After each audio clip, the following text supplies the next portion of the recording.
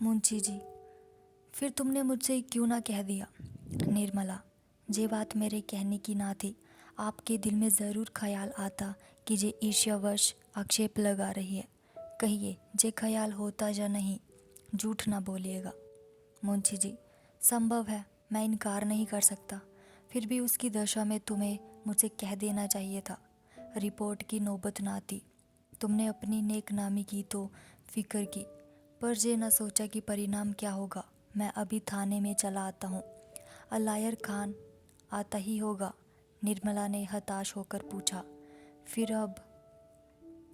मुंशी जी ने आकाश की ओर ताकते हुए कहा, फिर जैसी भगवान की इच्छा। 1000-2000 रुपये रिश्वत देने के लिए होते तो शायद मामला दब जाता, पर मेरी हालत तो तुम जानती हो। तकदीर खोटी है और कुछ नहीं। पाप तो मैंने किया है, दंड कौन भोगेगा? एक लड़का था, उसकी बेदशा हुई, दूसरे की ये दशा हो रही है।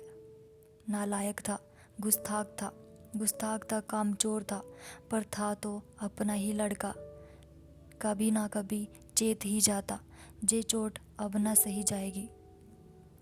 निर्मला, अगर कुछ दे दिलाकर जान बच सके तो मैं रुपए का प्रबंध कर दूं। मुंशी जी, कर सकती हो। कितने रुपए दे सकती हो? निर्मला, कितना दरकार होगा? मुंशी जी, 1000 से कम तो शायद बातचीत ना हो सके। मैंने एक मुकदमे में उससे 1000 लिए थे। बेकसर आज निकालेगा। निर्मला, हो जाएगा, अभी थाने जाइए। मुंशी जी को थाने में बड़ी देर लगी। एकांत में बातचीत करने का बहुत देर में मौका मिला। अलायर खान पुराना गाग था, बड़ी मुश्किल से अंडी पर चढ़ा। 500 रुपये लेकर भी एहसान का बोझा सिर पर लाद ही दिया। काम हो गया। लौटकर निर्मला से बोला, लो भाई, बाजी मार ली। रुपए तुमने दिए, पर काम मेरी जवान ही ने किया। बड़ी बड़ी मुश्किलों से राजी हो गया। ये भी याद रहेगी। जियाराम भोजन कर चुका है? निर्मला, कहाँ? अब मैं तो अभी घूम कर लौटे ही नहीं। मुंशी जी, 12 तो बज रहे होंगे। निर्मला, कई दफ़े जा जाकर देख आई, कमरे में अंधेरा पड़ा हुआ है। मुंशी जी, और सियाराम? निर्मला, वह तो खा पी कर सोए हैं। मुंशी जी, उससे पूछा नहीं जिया कहाँ है? निर्मला, वह तो कहते हैं मुझसे कुछ कहकर नहीं गए। मुंशी जी को कुछ शंका हुई। सियाराम को जगाकर पूछा, तुमसे जियाराम ने कुछ कहा नहीं? कब तक लौटेगा? गया कहाँ है? सियाराम ने सिर खुजलाते हुए और आंखों को मलते हुए कहा, मुझसे कुछ नहीं कहा। मुंशी जी, कपड़े सब पहनकर गया है? सियाराम, जी नहीं, कुर्ता और धोती।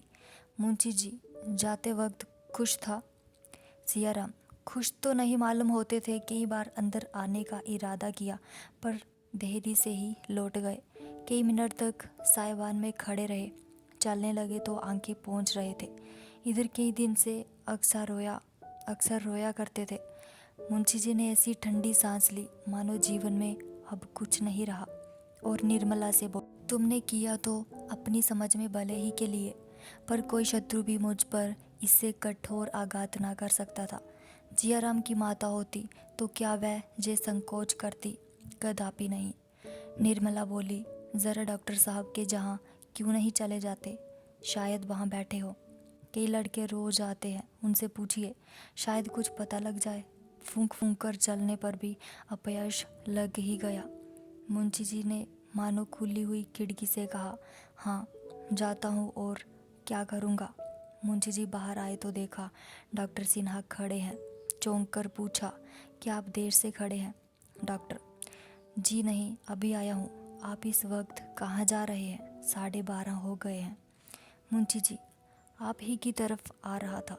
जियाराम अभी तक घूम कर नहीं आया, आपकी तरफ तो नहीं गया था। डॉक्टर सिन्हा ने मुंशी जी के दोनों हाथ पकड़ लिए और इतना कह पाए थे, भाई साहब अब धैर्य से काम, कि मुंशी जी गोली खाए हुए मनुष्य की भांति जमीन पर गिर पड़े। रुक्मणी ने निर्मला से त्योरियां बदल कर कहा, क्या नंगे पाँव ही मदरसे जाएगा? निर्मला ने बच्ची के बाल गूंथते हुए कहा, मैं क्या करूं? मेरे पास रुपए नहीं है। रुक्मणी, गहने बनवाने को रुपए जुड़ते हैं, लड़के के जूतों के लिए रुपयों में आग लग जाती है। दो तो चले ही गए, क्या तीसरे को भी रुला रुला कर मार डालने का इरादा है? निर्मला ने एक सांस खींचकर कहा, जिसको जीना है जिएगा, जिसको मरना है मरेगा। मैं किसी को मारने जलाने नहीं जाती। आजकल एक न एक बात पर निर्मला और रुक्मणी में रोज ही झड़प हो जाती थी। जब से गहने चोरी हो गए हैं, निर्मला का स्वभाव बिल्कुल बदल गया है। वह एक एक कौड़ी दांत से पकड़ने। सियाराम रोते रोते चाहे जान दे दे, मगर उसे मिठाई के लिए पैसे नहीं मिलते, और ये बर्ताव कुछ सियाराम ही के साथ नहीं है। निर्मला स्वयं अपनी ज़रूरतों को टालती रहती है। धोती जब तक फटकर तार तार ना हो जाए, नई धोती नहीं आती। महीनों सिर का तेल नहीं मंगवाया जाता। पान खाने का उसे शौक था। कई दिन तक पानदान खाली पड़ा रहता है, जहाँ तक कि बच्ची के लिए दूध भी नहीं आता। नन्हे से शिशु का भविष्य विराट रूप धारण करके उसके विचार क्षेत्र पर मंडराता रहता। मुंशी जी ने अपने को संपूर्णतया निर्मला के हाथों में सौंप दिया है। उसके किसी काम में दखल नहीं देते। ना जाने क्यों उससे कुछ दबे रहते हैं। वह अब बिना नागा कचहरी जाते हैं। इतनी मेहनत उन्होंने जवानी में भी ना की थी। आंखें खराब हो गई हैं। डॉक्टर सिन्हा ने रात को लिखने पढ़ने की ममूनियत कर दी है। पाचन शक्ति पहले ही दुर्बल थी, अब और भी खराब हो गई है। दमे की शिकायत भी पैदा हो चली है। पर बेचारे सवेरे से आधी आधी रात तक काम करते हैं। काम करने को जी चाहे या ना चाहे, तबीयत अच्छी हो या ना हो, काम करना ही पड़ता है। निर्मला को उन पर जरा भी दया आती है। वही भविष्य की भीषण चिंता उसके आंतरिक सद्भावों को सर्वनाश कर रही है। किसी भिक्षुक की आवाज़ सुनकर जल्ला पड़ती है। वह एक कौड़ी भी खर्च करना नहीं चाहती। एक दिन निर्मला ने सियाराम को घी लाने के लिए बाजार भेजा। भूंगी पर उनका विश्वास ना था। उससे अब कोई सौदा ना मंगवाती थी। सियाराम में काट कपट की आदत ना थी। औने पौने करना ना जानता था। प्राय बाजार का सारा काम उसी को करना पड़ता। निर्मला एक एक चीज़ को तोलती। ज़रा भी कोई चीज़ तोल में कम पड़ती तो उसे लौटा देती। सियाराम का बहुत सा समय इसी लौट फेरी में बीत जाता था। बाजार वाले उसे जल्दी कोई सौदा ना देते। आज भी वही नौबत आई। सियाराम अपने विचार से बहुत अच्छा घी कई दुकान से देख कर लाया, लेकिन निर्मला ने उसे सूंघते ही कहा, घी खराब है, लौटा आओ। सियाराम ने झुंझलाकर कहा, इससे अच्छा घी बाजार में नहीं है, मैं सारी दुकानें देखकर लाया हूँ। निर्मला, तो मैं झूठ कहती हूँ। सियाराम, जे मैं नहीं कहता, लेकिन बनिया अब घी वापस ना लेगा। उसने मुझसे कहा था, जिस तरह देखना चाहो जही देखो, माल तुम्हारे सामने है। बोहिनी बट्टे के वक्त में सौदा वापस ना लूँगा। मैंने सूंघकर चख कर लिया, अब किस मुंह से लौटाने जाऊँ। निर्मला ने दांत पीसकर कहा, घी में साफ चर्बी मिली हुई है और तुम कहते हो घी अच्छा है। मैं इसे रसोई में ना ले जाऊंगी। तुम्हारा जी चाहे लौटा दो, चाहे खा जाओ। घी की हांडी वही छोड़कर निर्मला घर में चली गई। सियाराम क्रोध और क्षोभ से कातर हो उठा। वह कौन मुंह लेकर लौटाने जाएगा? बनिया साफ कह देगा, मैं नहीं लौटाता। तब वह क्या करेगा? आसपास के 10-5 बनिए और सड़क पर चलने वाले आदमी खड़े हो जाएंगे। उन सबों के सामने उसे लज्जित होना पड़ेगा। बाजार में यूं ही कोई बनिया उसे जल्दी सौदा नहीं देता। वह किसी दुकान पर खड़ा होने नहीं पाता। चारों ओर से उसी पर लताड़ पड़ेगी। उसने मन ही मन झुंझलाकर कहा, पड़ा रहेगी, मैं लौटाने ना जाऊंगा। मातृहीन बालक के समान दुखी दीन प्राणी संसार में दूसरा नहीं होता और सारे दुख भूल जाते हैं। बालक को माता याद आई। अम्मा होती तो क्या आज मुझे ये सब सहना पड़ता। भैया चले गए, मैं ही अकेला जे विपत्ति सहने के लिए क्यों बचा रहा। सियाराम की आंखों में आंसू की झड़ी लग गई। उसके शोक कातर कंठ में से एक गहरे निश्वास के साथ मिले हुए ये शब्द निकल आए, अम्मा तुम मुझे भूल क्यों गई, क्यों नहीं बुला लेती। सहसा निर्मला फिर कमरे की तरफ आई। उसने समझा था सियाराम चला गया होगा। उसे बैठा देखा तो गुस्से से बोली, तुम अभी तक बैठे ही हो, आखिर खाना कब बनेगा? सियाराम ने आंखें पोंछ डाली। बोला, मुझे स्कूल जाने में देर हो जाएगी। निर्मला, एक दिन देर हो जाएगी तो कौन हर्ज है, जे भी तो घर ही का काम है। सियाराम, रोज तो यही धंधा लगा रहता है, कभी वक्त पर स्कूल नहीं पहुंचता, घर पर भी पढ़ने का वक्त नहीं मिलता, कोई सौदा 2-4 बार लौटाए बिना नहीं जाता। डांट तो मुझ पर पड़ती है, शर्मिंदा तो मुझे होना पड़ता है, आपको क्या? निर्मला, हाँ मुझे क्या, मैं तो तुम्हारी दुश्मन ठहरी। अपना होता तब तो उसे दुख होता। मैं तो ईश्वर से मान्य करती हूँ कि तुम पढ़ लिख ना सको। मुझ में सारी बुराइयाँ ही बुराइयाँ हैं, तुम्हारा कोई कसूर नहीं। विमाता का नाम ही बुरा होता है। अपनी माँ विष भी खिलाए तो अमृत है, मैं अमृत भी पिलाऊं तो विष हो जाए। तुम लोगों के कारण मैं मिट्टी में मिल गई, रोते रोते उम्र काटी जाती है। मालूम ही ना हुआ कि भगवान ने किस लिए जन्म दिया था और तुम्हारी समझ में मैं विहार कर रही हूँ। तुम्हें सताने में मुझे बड़ा मज़ा आता है। भगवान भी नहीं पूछते कि सारी विपत्ति का अंत हो जाता। जे कहते कहते निर्मला की आंखें भर आई, अंदर चली गई। सियाराम उसको रोते देखकर सहम उठा। गलाने की तो नहीं आई, पर शंका हुई कि ना जाने कौन सा दंड मिले। चुपके से हांडी उठा ली और घी लौटाने चला, इस तरह जैसे कोई कुत्ता किसी नए गांव में जाता है। उसे देखकर साधारण बुद्धि का मनुष्य भी अनुमान कर सकता था कि वह अनाथ है। सियाराम यूं आगे बढ़ता था। आने वाले संग्राम के वय से उसका हृदय गति बढ़ती जाती थी। उसने निश्चय किया, बनिए ने घी ना लौटाया तो वह घी वहीं छोड़कर चला आएगा।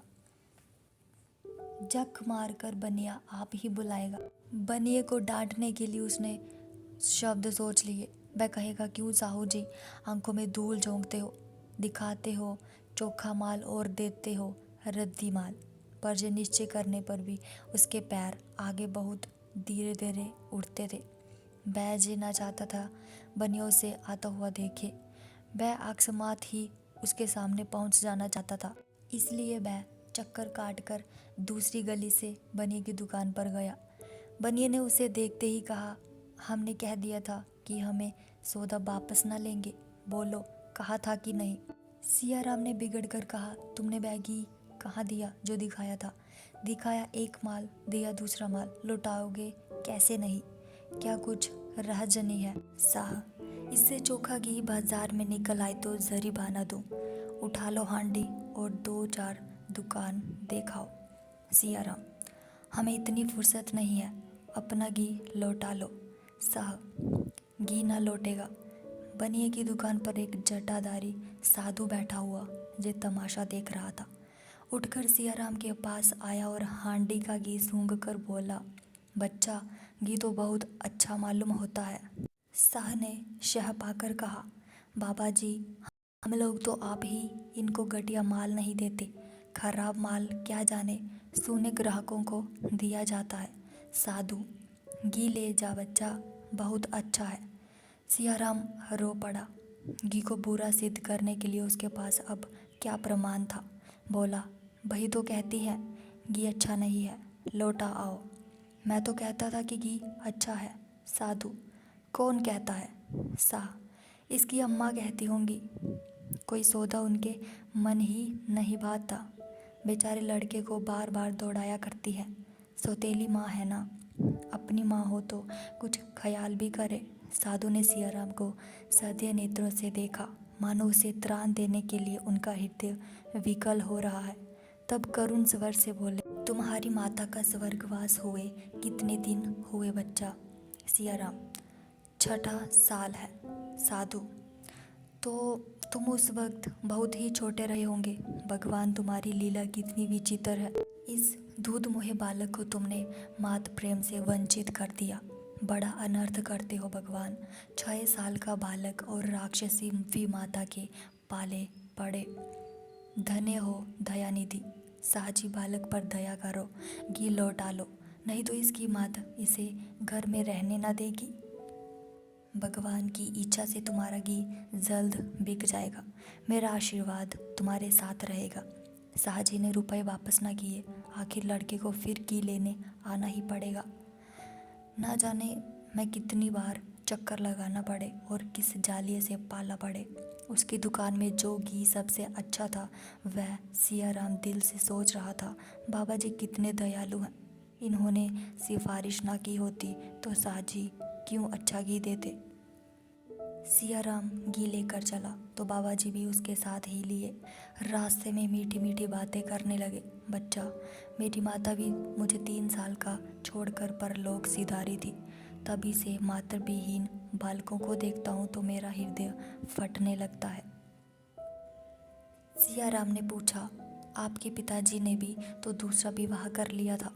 साधु, हाँ बच्चा, नहीं तो आज साधु क्यों होता। पहले तो पिताजी विवाह न करते थे, मुझे बहुत प्यार करते थे, फिर ना जाने क्यों मन बदल गया, विवाह कर लिया। साधु हूँ, कटु वचन मुँह से नहीं निकालना चाहिए, पर मेरी भी मात जितनी ही सुंदर थी उतनी ही कठोर थी। मुझे दिन दिन भर खाने को ना देती, रोता तो मारती। पिताजी की आंखें भी फिर गई, उन्हें मेरी सूरत से घृणा होने लगी। मेरा रोना सुनकर मुझे पीटने लगते। अंत को मैं एक दिन घर से निकल खड़ा हुआ।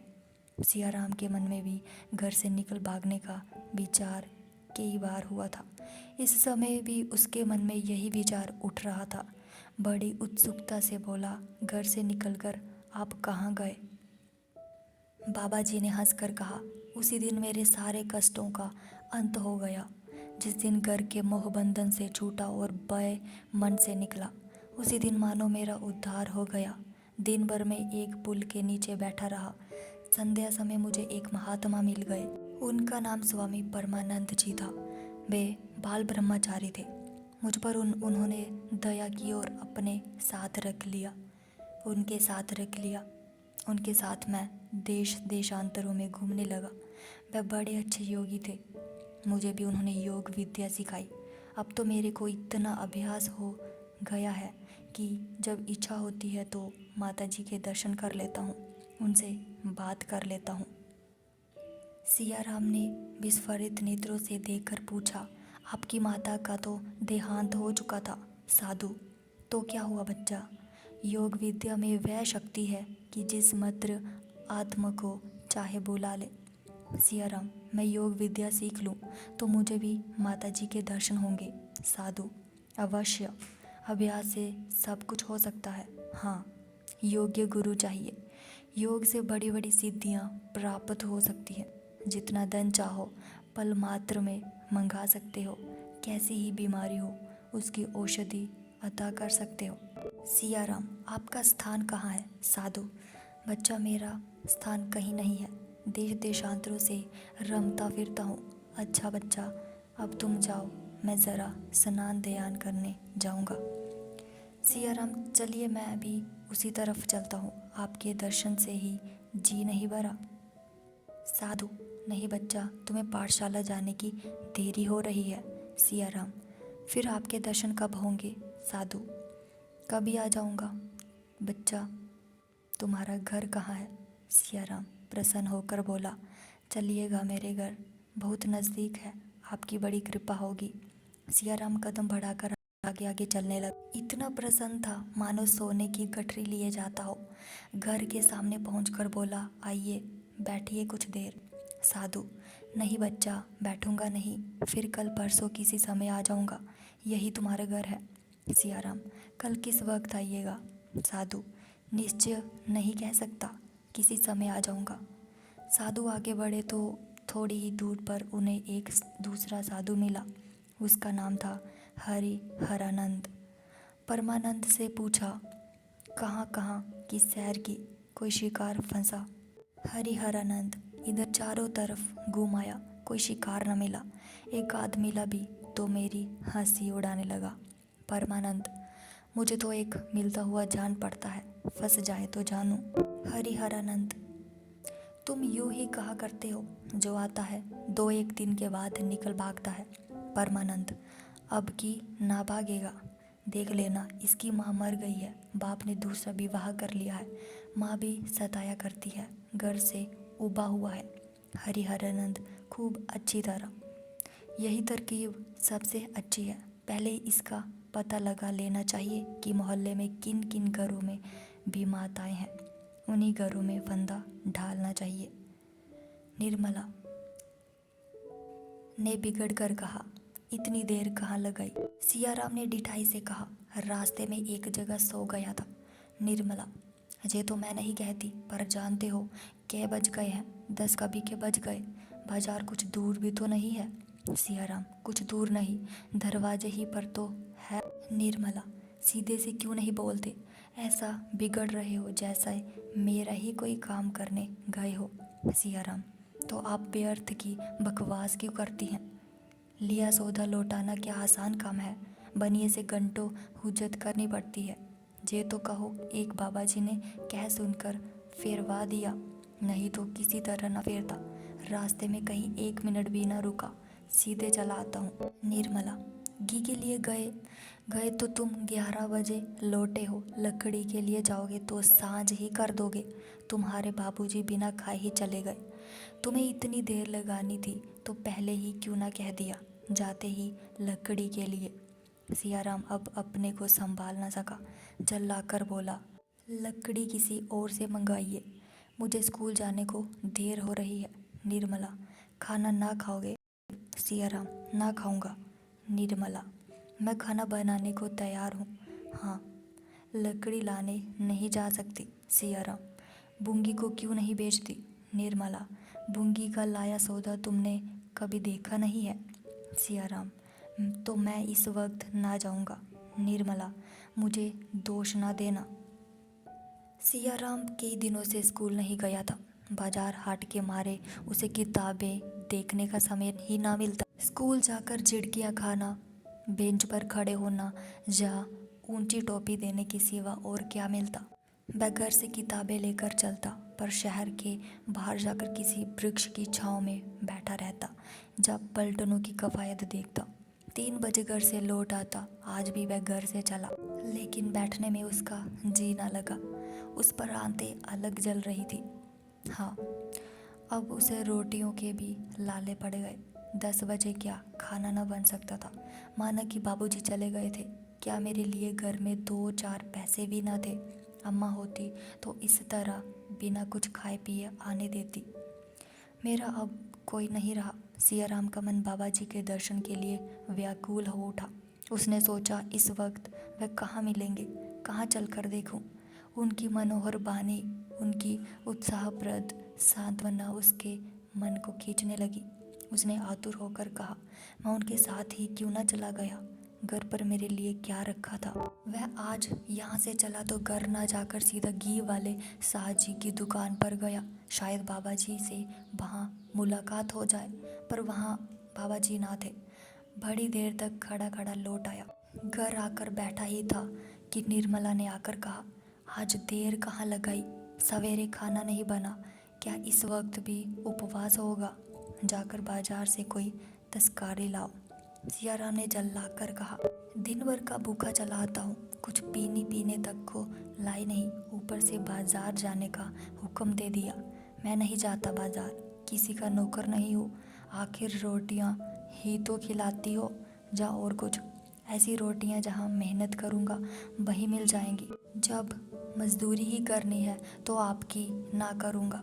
जाइए, मेरे लिए खाना मत बनाइएगा। निर्मला अवाक रह गई। लड़के को आज क्या हो गया? और दिन तो चुपके से जाकर काम कर लाता था, आज क्यों त्योरियां बदल रहा है? अब भी उसको जीना सूझी कि सियाराम को 2-4 पैसे कुछ खाने को दे दूं। उसका स्वभाव इतना कृपण हो गया था।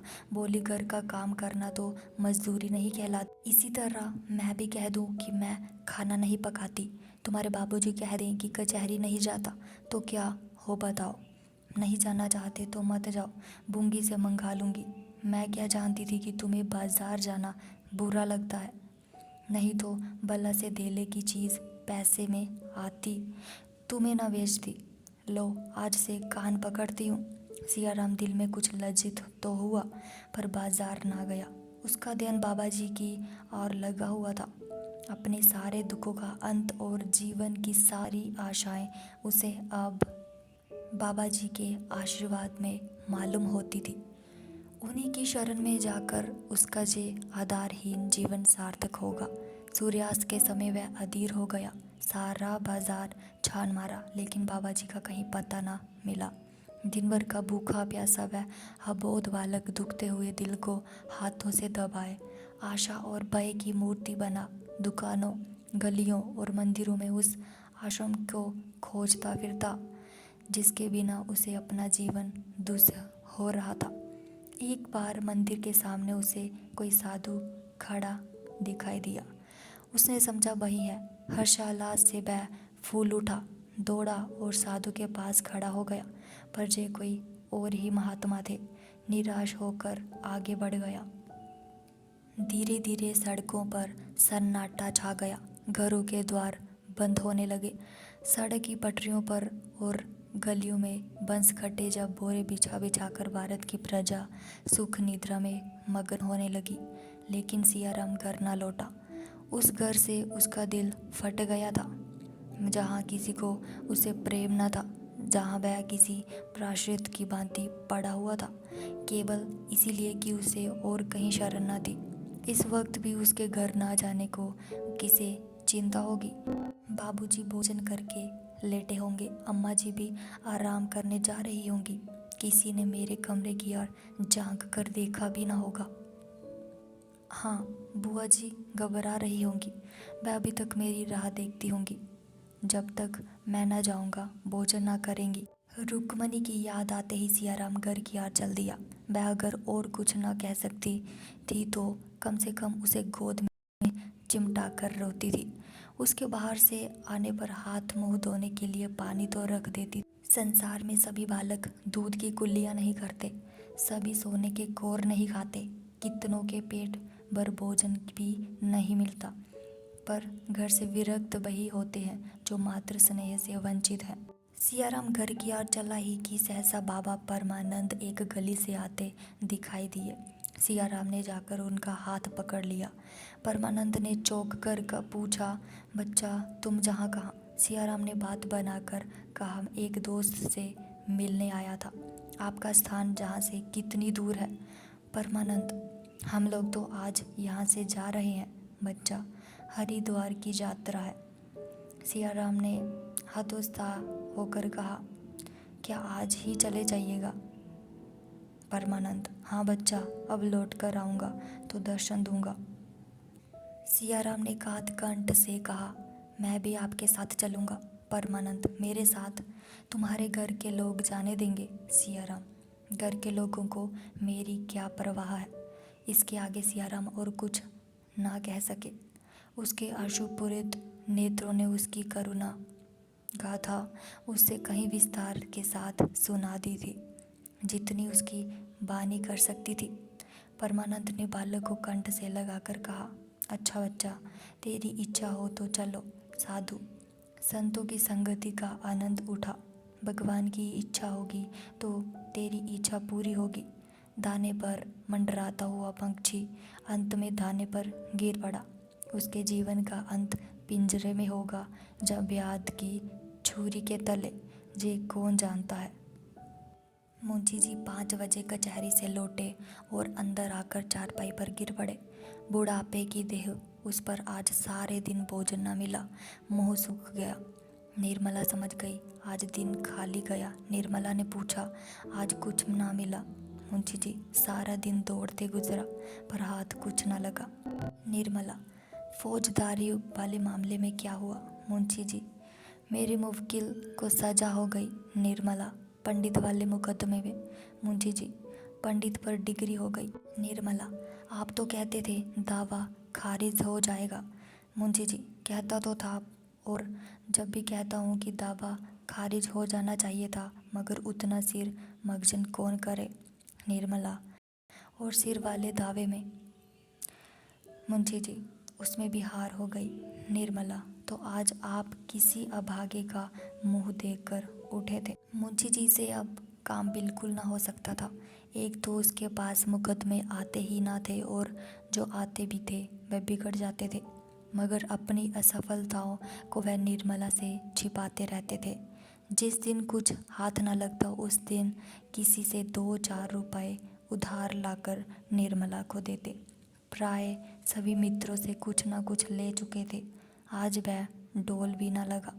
निर्मला ने चिंतापूर्ण स्वर में कहा, आमदनी का जे हाल है तो ईश्वर ही मालिक है। उसके पर बेटे का ये हाल है कि बाजार जाना मुश्किल है। बुंगी ही से सब काम कराने को जी चाहता है कि लेकर 11 बजे लौटा। कितना कहकर हार गई कि लकड़ी लेते आओ, पर सुना ही नहीं। मुंशी जी तो खाना नहीं पकाया। निर्मला, ऐसी ही बातों से तो आप मुकदमे हारते हैं। ईंधन के बिना किसी ने खाना बनाया है कि मैं ही नहीं बना लेती। मुंशी जी तो बिना कुछ खाए ही चला गया। निर्मला, घर में और क्या रखा था जो खिला देती? मुंशी जी ने डरते डरते कहा, कुछ पैसे वैसे ना दे दिए। निर्मला ने बोहे सिकोड़कर कहा, घर में पैसे फलते हैं ना। मुंशी जी ने कुछ जवाब न दिया। ज़रा देर तक तो प्रतीक्षा करते रहे कि शायद जलपान के लिए कुछ मिलेगा, लेकिन जब निर्मला ने पानी तक ना मंगवाया तो बेचारे निराश होकर चले गए। सियाराम के कष्ट का अनुमान करके उनका चित्त चंचल हो उठा। एक बार बुंगी ही से लकड़ी मंगा ली जाती तो ऐसा क्या नुकसान हो जाता। ऐसी किफ़ायत भी किस काम की कि घर के आदमी भूखे रह जाए। अपना संदूकचा खोलकर टटोलने लगे कि शायद 2-4 आने पैसे मिल जाए। उसके अंदर के सारे कागज निकाल डाले।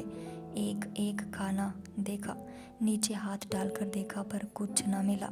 अगर निर्मला के संदूक में पैसे न फलते थे तो इस संदूकचे में शायद इसके फूल भी न लगते हो। लेकिन संयोग ही कहिए कि कागजों को झाड़ते हुए एक चवन्नी गिर पड़ी।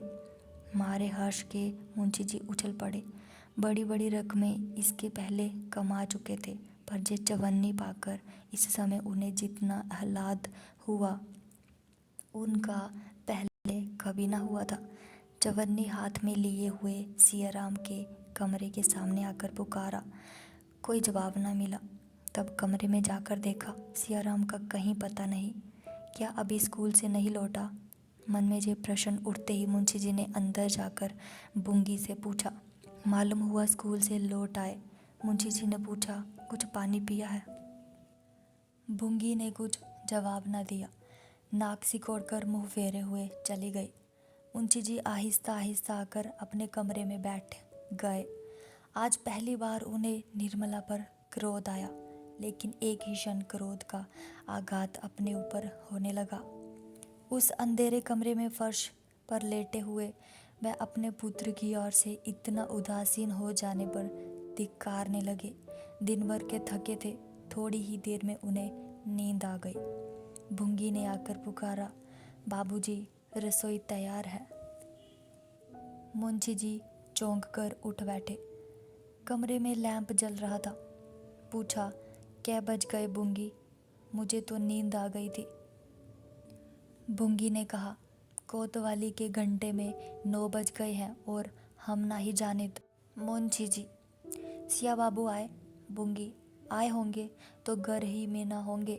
मुंशी जी ने जल्लाकर पूछा, मैं पूछता हूँ आए कि नहीं, और तू ना जाने क्या क्या जवाब देती है। आए कि नहीं? बुंगी, मैंने तो नहीं देखा, झूठ कैसे कह दूँ। मुंशी जी फिर लेट गए और बोले, उनको आ जाने दे, तब चल। आध घंटे द्वार की ओर आंख लगाए मुंशी जी लेटे रहे। तब वह उठकर बाहर आए और दाहिने हाथ कोई 2 फरलांग तक चले। तब लौटकर द्वार पर आए और पूछा, सिया बाबू आ गए? अंदर से आवाज़ आई, अभी नहीं। मुंशी जी फिर बाई और चले और गली के नुक्कड़ तक गए। सियाराम कहीं दिखाई न दिया। वहाँ से फिर घर आए और द्वार पर खड़े होकर पूछा, सिया बाबू आ गए? अंदर से जवाब मिला, नहीं। कोतवाली के घंटे में 10 बजने लगे। मुंशी जी बड़े बेग से कंपनी बाग की तरफ चले। सोचने लगे शायद वहाँ घूमने गया हो और घास पर लेट लेटे नींद आ गई हो। बाग में पहुंचकर उन्होंने हर एक बेंच को देखा, चारों तरफ घूमे। बहुत से आदमी घास पर पड़े हुए थे, पर सियाराम का निशान न था। उन्होंने सियाराम का नाम लेकर जोर से पुकारा, पर कहीं से आवाज़ न आई। ख्याल आया शायद स्कूल में तमाशा हो रहा हो। स्कूल 1 मील से कुछ ज़्यादा ही था। स्कूल की तरफ चले पर आधे रास्ते से ही लौट पड़े। बाजार बंद हो गया था। स्कूल में इतनी रात तक तमाशा नहीं हो सकता। अब भी उन्हें आशा हो रही थी कि सियाराम लौट आया होगा। द्वार पर आकर उन्होंने पुकारा, सिया बाबू आए। किवाड़ बंद थे, कोई आवाज़ न आई। फिर जोर से पुकार। भूंगी किवाड़ खोलकर बोली, अभी तो नहीं आए। मुंशी जी ने धीरे से भूंगी को अपने पास बुलाया और करुण स्वर में बोले, तू तो घर की सब बातें जानती है, बता आज क्या हुआ था। भूंगी, बाबूजी झूठ ना बोलूँगी, मालकिन छुड़ा देगी और क्या। दूसरे का लड़का इस तरह नहीं रखा जाता। जहाँ कोई काम हुआ बस बाजार बेच दिया। दिन भर बाजार दौड़ते बीतता था। आज लकड़ी लाने ना गए तो चूल्हा ही नहीं जला। कहो तो मुंह फुलाए, जब आप ही नहीं देखते तो दूसरा कौन देखेगा।